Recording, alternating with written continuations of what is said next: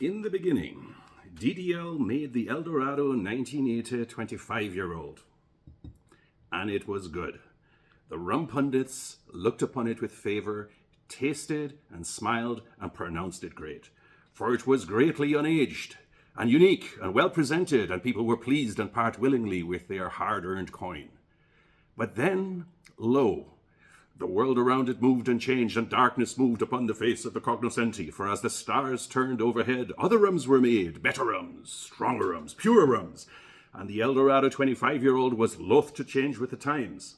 Verily it was seen to be a mere mask of greatness, without actually being great, and having been corrupted and adulterated by the sly serpent of sugar. And those very persons who had heretofore sung its praises and made sweet sacrifice at their good yellow gold at the altar of DDL, now turned their faces from its twisted taste and denounced its falsity. But many disciples stayed faithful to the heavy sweetness of the rum, hearkened to its seductive call, and continued to make obeisance to its false promises. And then it came to pass that the lone caner, slinking furtively behind his better-known fellow acolytes of the Order of the Romaniacs, finally dared also to walk through the abyss to investigate reports and rumours of this fabled beast. Armed with only his trusty pen as his weapon, and notebook for his shield, clad in not quite righteousness and supposed knowledge, gleaned from years of study in matters of the cane, he went quite into the lair of the legendary rum, to there do battle, and come away with the flame of true knowledge. Was indeed the El Dorado the mythical sugar demon denounced from many an evangelical pulpit? Or did evil rumour and the jealous, despite of the followers of the new faith, unfairly malign a misunderstood denizen of the rumiverse? Ah, well, and upon reaching the very centre of the bottle's domain, admired did the caner the golden etching of the flagon. Into his glass poured the caner his hard-earned sample for which he had sacrificed so much.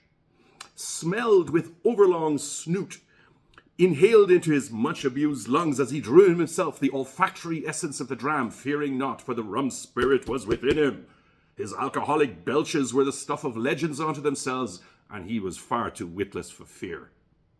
So richness there was immediate, for the scent of rum spoke to the fair stills whose puissance had been taken by the makers, and through magic and incantations and the tears of virgins had been rendered down into this brown elixir worshipped in times past as a great spirit.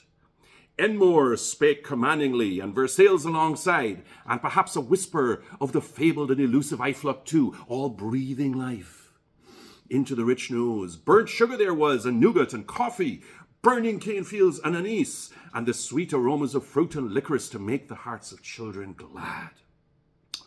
But lo, what was this? Even as the richness was sent, it congealed and became thick and cloying, and the spectre of sugar surged forth from the darkness to do battle with the rum and the caner. Too strong it was for resistance, and yea, the sugar vanquished all that came before it, and the nose faltered and died upon the floor.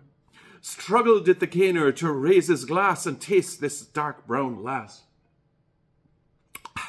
But alas, bitter disappointment was his only reward, for by dint of sweet promises and the lure of earthly delights known only to a select few, the fair maiden of the El Dorado 1980 25-year-old proved herself to be a faithless siren, luring him to his doom.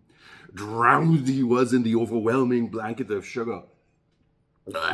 Struggle did he to sense the dim lights of vanillas and kiwi fruit and deep molasses, the soft caramels and inviting toffees and coffees and aromatic notes of tobacco.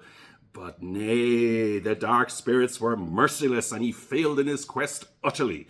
And even the faint glimmers of anise and caramel and burnt sugar turned their faces from him and vanished sadly into the underworld like Eurydice, never to be seen again, leaving him only with his remaining teeth decaying and his tongue coated with sticky syrup, rending his robes and gnashing his teeth in the anguish of what he had been denied.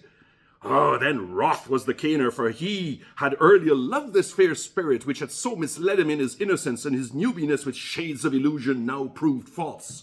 Raised he then his acerbic pen, readied he his trusty notebook. Furiously was the pen wielded, and the ink stained the page as if he had spilled the rum running through his own veins.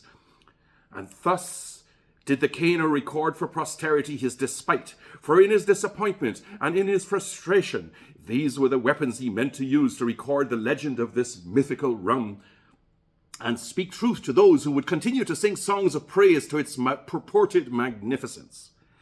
Therefore, then, gentle reader, take thee heed of the glorious failure of one led to ruin by his misplaced admiration for a false idol, and go not into the abyss thyself. Let his misadventure serve as both warning and instruction, that great age and great price and a fair and sweet appearance are sometimes masks to deceive the unwary. Tread not lightly into congress with such strumpets, fair people, lest ye be destroyed in thy turn.